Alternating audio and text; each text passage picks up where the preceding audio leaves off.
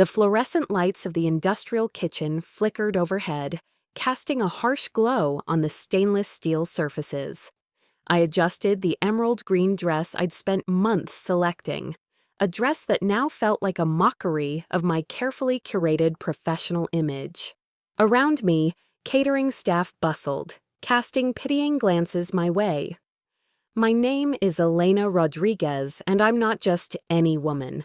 I'm the co-founder of Technova, a software company that revolutionized predictive analytics for healthcare.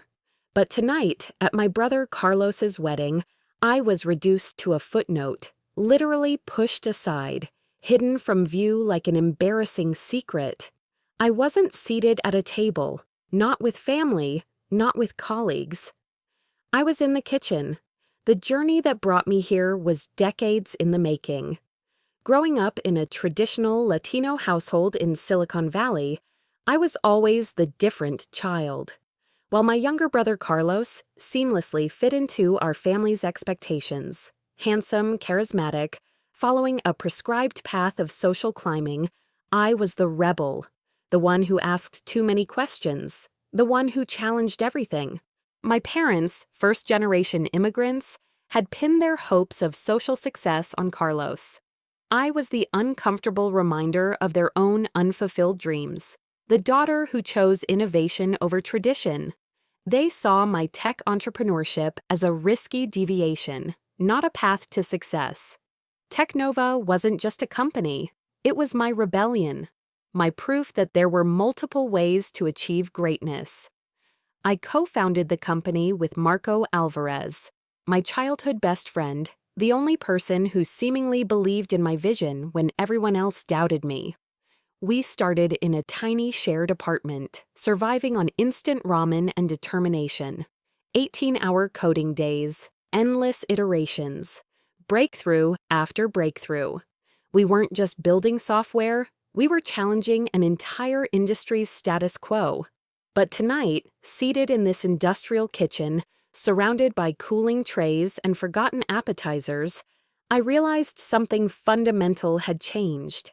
This wasn't just a seating arrangement, this was a statement. And statements I was about to prove could be answered. The kitchen door swung open periodically, offering fragmented glimpses of the wedding reception. Each time, a burst of laughter or a snippet of conversation leaked through, a stark contrast to my isolated confinement. Elena's always been complicated, I heard my mother say to someone. The words weren't new, but tonight they carried a different weight. Marco had been acting strange for months. Our weekly strategy meetings had become increasingly tense, filled with awkward silences and carefully measured words.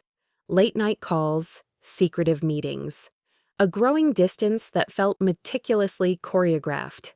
When I'd confronted him about the unusual behavior, he'd deflect with practiced ease.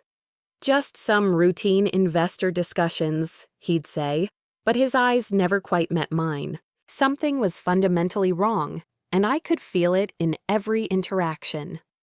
I pulled out my phone, fingers instinctively moving through email threads and message logs. Patterns began to emerge, subtle at first, then increasingly obvious. Marco had been systematically excluding me from key conversations. Investor meetings I wasn't invited to. Strategic planning sessions where my input was conspicuously absent. Then I found the first real evidence. A string of emails between Marco and several board members discussing a potential company restructuring. My name was mentioned sparingly, almost as an afterthought. They were planning to push me out. My brother Carlos's wedding suddenly felt like more than just a family event. It was a calculated moment of public humiliation. Being seated in the kitchen wasn't an accident. It was a deliberate statement about my perceived value, both to my family and to the company I had helped build. The realization was devastating, but devastation, I was learning, could be a powerful catalyst. I thought about our journey, how Marco and I had started Technova in a tiny apartment, surviving on dreams and instant ramen. How we had fought together, coded together, built something revolutionary. And now he was preparing to erase me from the narrative. Something inside me shifted. This wasn't just a personal betrayal. This was a systemic attempt to marginalize me, as a woman, as a Latina, as an entrepreneur who refused to play by the traditional rules. The kitchen around me blurred, but my vision had never been clearer. They wanted to write me out of the story. Instead, I was about to rewrite everything. Revenge, I was learning, was not about blind anger. It was about precision, calculation, strategic dismantling. I spent the next few hours in the kitchen, my emerald green dress a stark contrast to the industrial stainless steel surroundings. While wedding music drifted through the walls, I began my meticulous plan of retribution. First, intelligence gathering. I accessed our company's secure servers, passwords I knew by heart, access points I had personally designed. Marco might have been planning to push me out, but he hadn't considered how deeply embedded I was in our technological infrastructure. Financial records first, then communication logs, then the most sensitive documents, client contracts, proprietary algorithms, investment proposals. Each file was a piece of a complex puzzle I was about to solve. I identified the key vulnerabilities in Technova's structure. Our strength had always been our innovative healthcare predictive analytics team. 7 brilliant engineers, most of whom I had personally recruited and mentored. They were the true innovators, not the political climbers Marco had been cultivating. Communication was critical. I crafted encrypted messages, carefully worded to protect myself legally, while revealing the systemic issues within the company. Each message was a surgical strike, designed to create maximum impact with minimum direct confrontation. To my core team, I outlined the betrayal, not as a cry for sympathy, but as a call to action. I knew their value exceeded the narrow vision Marco and the board had constructed. They weren't just employees, they were innovators who deserved better. Simultaneously, I reached out to our most significant clients, not with anger, but with strategic transparency, subtle hints about potential disruptions, carefully planted seeds of doubt about the company's future direction. My network became my weapon. Years of building relationships, not just in tech, but across industries, were about to pay dividends. Investors I had impressed at conferences, mentors who had seen my potential, journalists who appreciated groundbreaking stories of corporate transformation. Each connection was a potential ally, each conversation a potential leverage point. By the time the wedding cake would be cut, I would have set in motion a plan that would fundamentally reshape Technova's landscape. This wasn't just about revenge, this was about reclaiming my narrative, my vision, my life's work. They thought they could marginalize me, seat me in the kitchen, erase my contributions. They were about to learn the true meaning of a strategic takedown. When I finally walked out of the kitchen, my stilettos clicked against the polished floor with a rhythm of pure determination. The wedding reception fell silent as I entered. A vision in emerald green, my presence more powerful than any carefully planned seating arrangement. Carlos spotted me first, his perfect tuxedo suddenly looking ridiculous.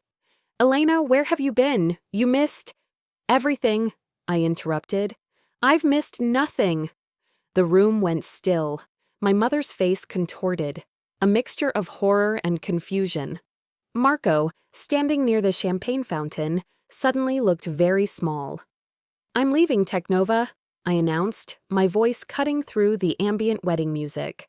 "And I'm taking everything that matters with me." The first domino fell immediately. Within hours, my encrypted messages began to bear fruit. The 7 key engineers I had strategically contacted began submitting their resignations.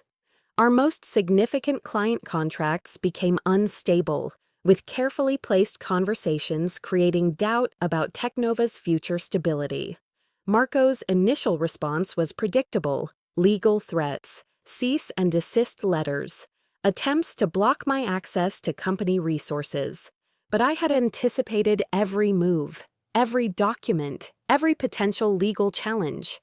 The tech world watched with fascination. A woman walking away from her own company, dismantling years of work with surgical precision.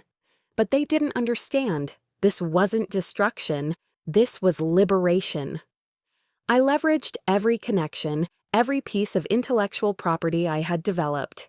Social media became my battlefield, strategic posts, carefully leaked documents. Each move calculated to expose the underlying toxicity in our corporate structure while maintaining my professional integrity. The company's valuation began to plummet. Investors I had cultivated over years started asking difficult questions. The board meetings became war rooms of panic and damage control. Marco tried multiple approaches. First, legal maneuvers to block my actions.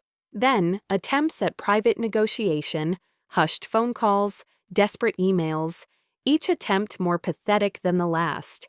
My family attempted reconciliation, tearful conversations, pleas to think about what I was doing. But I was beyond their reach now, beyond the traditional expectations, beyond the marginalizing narratives they had tried to impose. The tech community watched in awe, a complete corporate dismantling executed with the precision of a military operation. But for me, it was deeply personal. This was about more than a company. This was about reclaiming my narrative, my worth, my entire professional identity. By the end of the week, Technova was fundamentally changed. By the end of the month, it was unrecognizable. And I was just getting started. The fallout was immediate and explosive. Each day brought new challenges, each hour a fresh battlefield of corporate warfare. News outlets began picking up the story. Tech Titan's dramatic exit, they called it, corporate coup or calculated revenge. The narrative I had carefully crafted spread like wildfire through Silicon Valley's interconnected networks. Marco's initial bravado quickly crumbled. Investors started pulling back, sensing the underlying instability. Our most significant clients became nervous, requesting emergency meetings, seeking reassurances that would never come. My family became collateral damage in this war. Thanksgiving was canceled.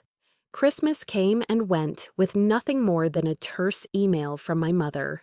Carlos, once the golden child, found himself caught in the crossfire of a conflict he never anticipated. I discovered more damning evidence with each passing week. Internal communications revealed a systematic pattern of marginalization that extended far beyond my own experience. Email chains, meeting notes, strategy documents. Each piece of information was another nail in Technova's coffin.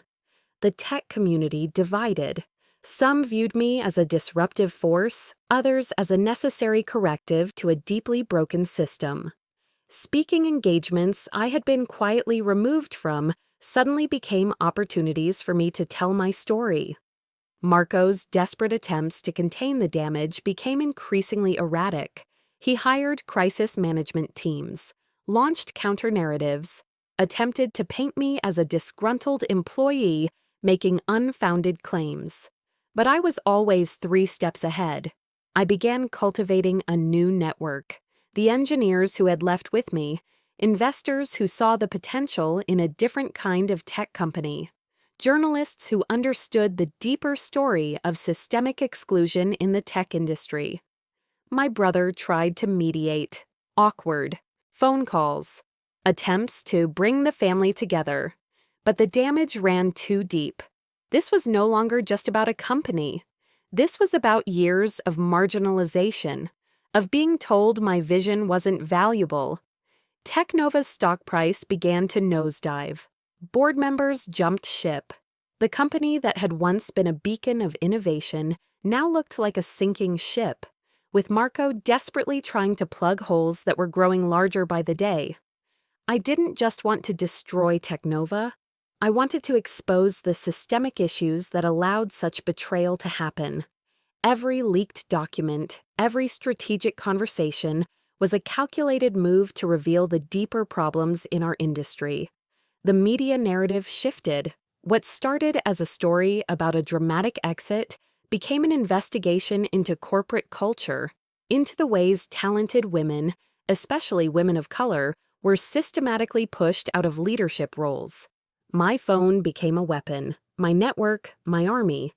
Each conversation, each connection was a strategic move in a complex chess game of corporate survival and revenge.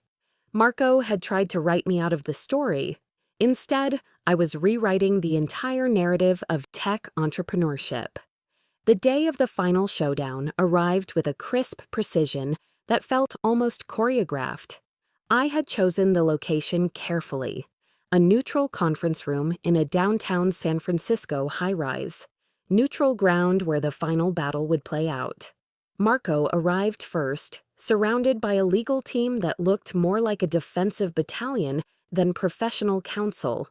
His once impeccable suit now seemed slightly rumpled, his confidence frayed at the edges. "This ends today," he said, attempting to sound authoritative. I smiled. A predator's smile.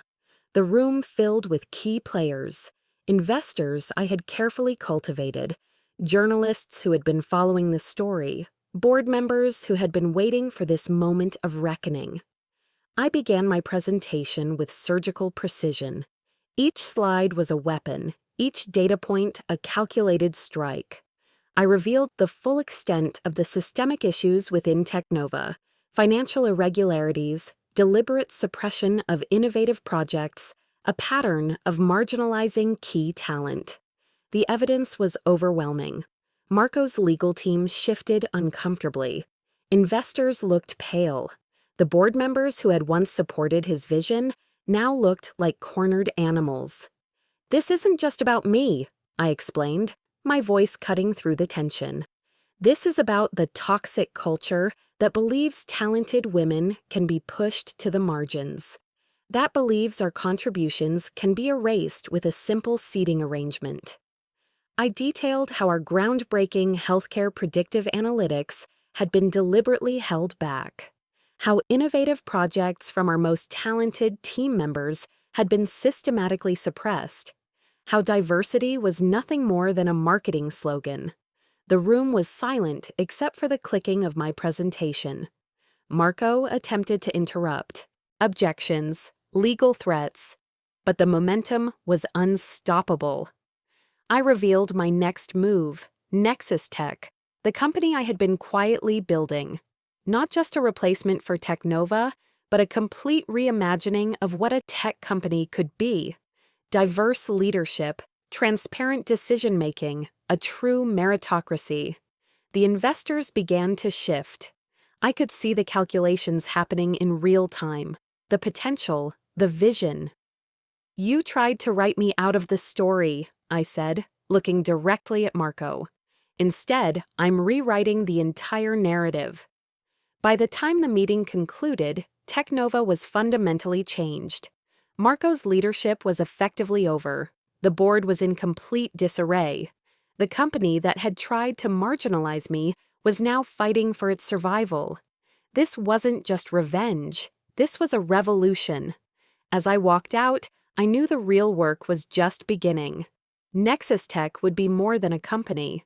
It would be a statement, a beacon for every talented individual who had ever been pushed to the margins. The kitchen seat was now just a distant memory. 6 months after the wedding, Nexus Tech was more than a company. It was a statement. Our first-year revenue exceeded all expectations. The team I assembled was nothing short of revolutionary, a diverse group of the most brilliant minds I had ever worked with. Engineers, data scientists, project managers who had been overlooked, marginalized, pushed to the sidelines of their previous organizations. Each hire was a deliberate choice, not just for their technical brilliance, but for their stories, their resilience, their ability to see beyond the traditional corporate narrative. Marco's attempts to rebuild Technova failed spectacularly. The company became a cautionary tale in Silicon Valley, a perfect example of what happens when innovation is stifled and talent is systematically suppressed. My family's reaction was complex. My mother reached out occasionally, tentative messages that spoke more of confusion than reconciliation. Carlos remained distant, caught between family loyalty and the very public nature of my professional war. But I wasn't interested in healing old wounds. I was building something new. Nexus Tech's first major project was a game-changer in healthcare predictive analytics, an algorithm that could predict potential health risks with unprecedented accuracy, designed to make healthcare more accessible and proactive. The tech world watched. Investors who had been skeptical now competed for our attention. The same networks that had once marginalized me now sought my insights, my vision. I began speaking at conferences, not just as a CEO, but as a voice for systemic change. Each presentation was a masterclass in leadership, in innovation, in breaking down the barriers that had tried to contain me. Our company culture became legendary: transparent decision-making, equitable pay structures, a commitment to diversity that went beyond simple hiring quotas. We weren't just a tech company, we were a movement. The wedding that had once seemed like my lowest moment became a distant memory. That kitchen seat, once a symbol of marginalization, was now a footnote in a much larger story of triumph. Marco attempted legal challenges, tried to claim ownership of ideas, but each attempt failed. The evidence I had carefully collected protected me, protected our team. At our first company anniversary, I looked around the room. Brilliant minds from every background. People who had been told they didn't belong, now leading revolutionary projects. This was more than a company. This was a reimagining of what was possible. The tech industry had tried to write me out of the story. Instead, I had rewritten the entire narrative. My revenge wasn't about destruction, it was about creation. About building something so powerful, so transformative, that the old systems couldn't help but take notice.